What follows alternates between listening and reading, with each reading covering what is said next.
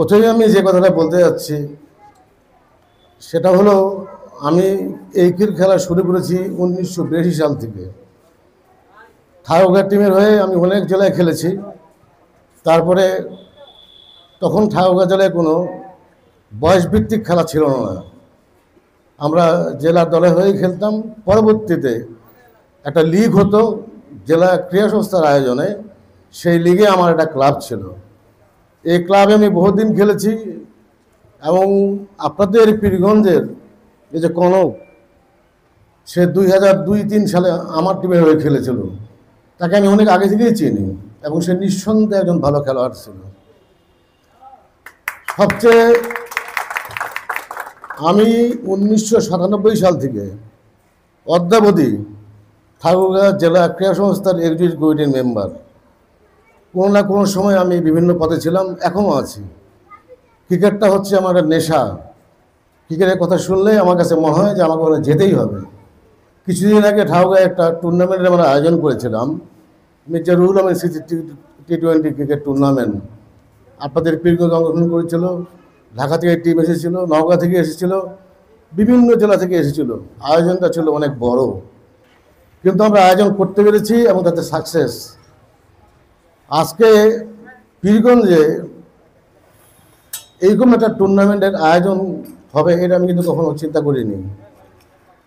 আমাদের অ্যাডহক কমিটির গত মিটিংয়ে আলোচনা করছিলাম এই পীরগঞ্জ নিয়ে, যে আমি ডিসি সাহেবকে বলেছিলাম যে পীরগঞ্জে একটা হার্ড পিচ তৈরি করা প্রয়োজন এবং এটা রানী সংঘলেও প্রয়োজন।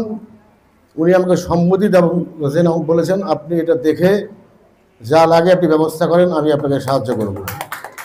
আপনারা আগে তো আমাকে কেউ বলেননি, কিন্তু আমি নিজেই ওনাকে বলেছি যে এটা করে দিতেই হবে যে কোনো মূল্যে।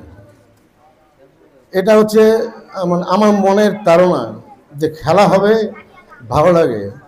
আজকে যারা খেলেছে বা যারা খেলে, খেলাটা খেলতে তাদের যেমন ভালো লাগে, শুধু এটা খেলাটাই সবশেষ না, আমরা দর্শকরাও তাই না। এই খেলাটা দেখে মনের যে আনন্দ, এটা অনেক বড়।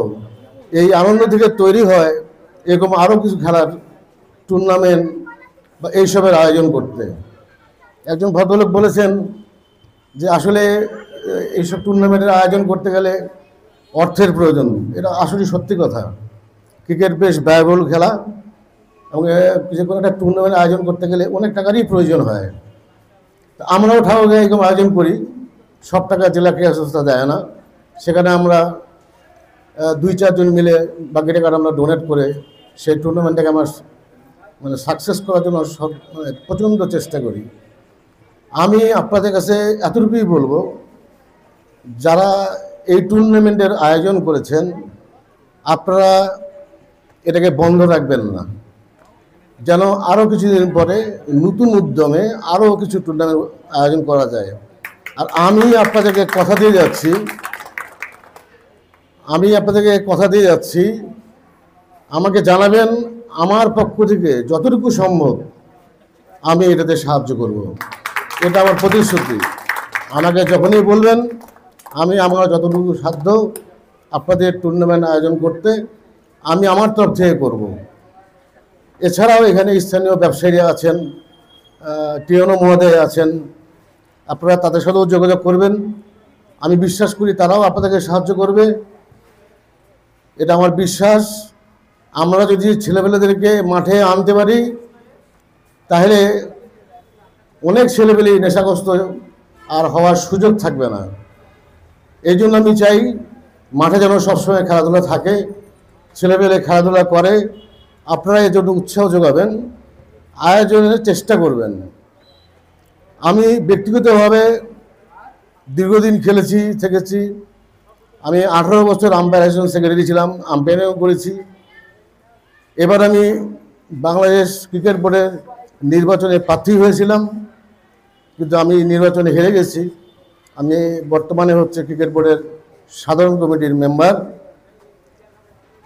আমার ইচ্ছা ছিল যদি আমি যেতে পারতাম তাহলে আমার ঠাকুরগাঁয় 5টা উপজেলা ক্রিকেট দিয়ে সব কিছু ভরাই যেতাম, কিন্তু সেই আশাটা আমার থেকেই গেছে, আমি হতে পারিনি। তার অর্থ এই না যে আমি করব না, আমি করতেই থাকবো যতদিন পর্যন্ত আমার সামর্থ্য আছে। আপনারা আয়োজন করবেন, আমাকে শুধু জানাবেন যে ক্রিকেট খেলার এই আয়োজনটা হচ্ছে, ভাই আপনি একটু দেখেন। আমি আপনাদেরকে প্রতিশ্রুতি দিয়ে যাচ্ছি, আমি আমার সাধ্যমতো করব, কিন্তু ছেলেপেলেকে খেলার মাঠে আনবেন, এটা আপনাদের কাছে অনুরোধ।